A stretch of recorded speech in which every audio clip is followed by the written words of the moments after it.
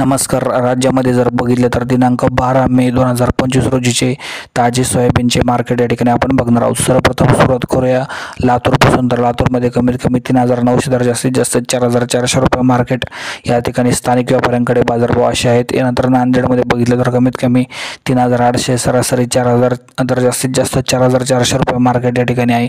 यानंतर अहिल्यानगरमध्ये जर बघितलं तर कमीत कमी 3,800 जास्तीत जास्त 4,300 रुपये मार्केट या ठिकाणी आहे. यानंतर बीड जिल्ह्यामध्ये बघितलं तर कमीत कमी 3,700 सरासरी 4,000 तर जास्तीत जास्त 4,300 रुपये मार्केट या ठिकाणी आपल्याला पाहायला मिळत आहे. म्हणजे एकंदरीत जर बघितलं तर जे मार्केटमध्ये मोठा बदल या ठिकाणी पाहायला मिळत नाही. मार्केट मोठ्या प्रमाणात वाढणे गरजेचे आहे.